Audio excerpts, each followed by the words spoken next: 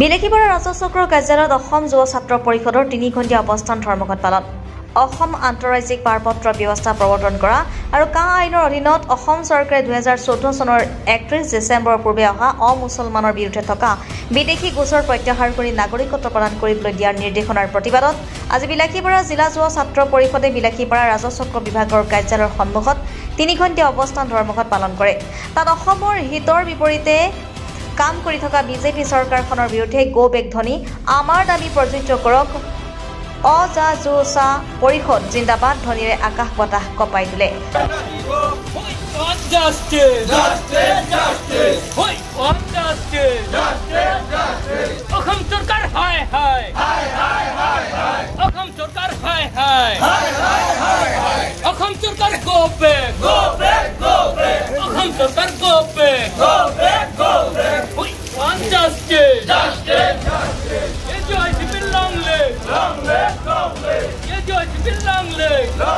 অৱশেষত বিলাসীপাৰা সমজিলা আয়ুক্তই প্ৰেৰণ কৰা জিলা সহকাৰী আয়ুক্ত এগৰাকীয়ে ধৰ্মঘটস্থলীত উপস্থিত হয়। তাত বিলাসীপাৰা জিলা যুৱ ছাত্ৰ পৰিষদৰ সভাপতি বিশ্বজিৎ ঘোষ আৰু পৰিষদৰ কৰ্মীসকলে সহকাৰী আয়ুক্তগৰাকীৰ জৰিয়তে এখন স্মাৰক পত্ৰ অসমৰ মুখ্যমন্ত্ৰীলৈ প্ৰেৰণ কৰাৰ ব্যৱস্থা কৰি অৱস্থান ধৰ্মঘটৰ সামৰণি পেলায়।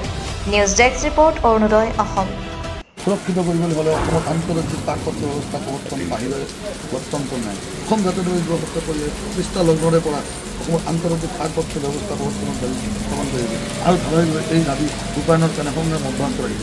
মহাশয় নাগৰিকত্ব সংশোধনী আইনত আদালত কেন্দ্ৰীয় চৰকাৰে অসমত সমুছলমান বিদেশী লোকক বিদেশী নাগৰিকক কৰি থকা গোচৰ প্ৰত্যাহাৰৰ সিদ্ধান্ত বাতিল কৰা আৰু অসমত অতি শীঘ্ৰে আন্তঃৰাজ্যিক পাৰপত্ৰ ব্যৱস্থা প্ৰৱৰ্তন কৰাৰ দৰে অসম জাতীয় ব্যৱস্থা কৰিবলৈ আজি সমগ্ৰ ৰাজ্যজুৰি ১ দিন মধ্যে অৱস্থান ধৰ্মঘট কাৰ্যসূচী গ্ৰহণ কৰিছে। উক্ত কাৰ্যসূচীৰ অংশ হিচাপে আমি অসম জাতীয় ব্যৱস্থা কৰিব বিলাসীপাৰা জিলা কমিটিয়ে বিলাসীপাৰা ছাত্ৰ বিষয়াৰ কাৰ্যালয় সন্মুখত অৱস্থান ধৰ্মঘট কাৰ্যসূচী ৰূপায়ণ কৰি অনতিবিলম্বে অসমীয়া জাতিৰ সুৰক্ষিত হিতৰ ক্ষেত্ৰত কৈছিল উক্ত ন্যায্য দাবী ৰূপায়ণ কৰাৰ ব্যৱস্থা কৰিব দাবী জনায়। ধন্যবাদ সহকাৰে বিশ্বজিৎ সভাপতি অসম জাতীয়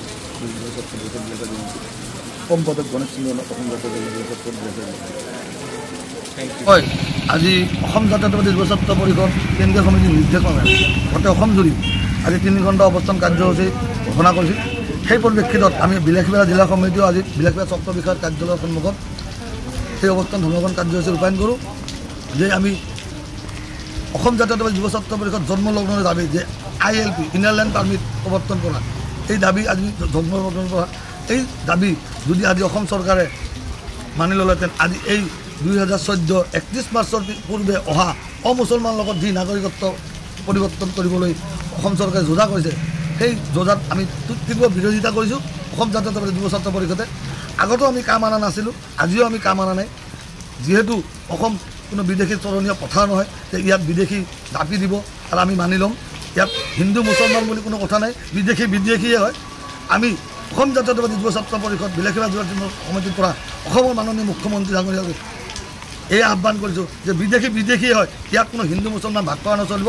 আৰু ২০১৪ চনৰ ৩১ মাৰ্চৰ আগত অহা ডিচেম্বৰৰ আগত অহা পূৰ্বে অহা অমুছলমান মানুহৰ নাগৰিকত্ব প্ৰৱৰ্তন আমি তীব্ৰ বিৰোধিতা কৰিছোঁ।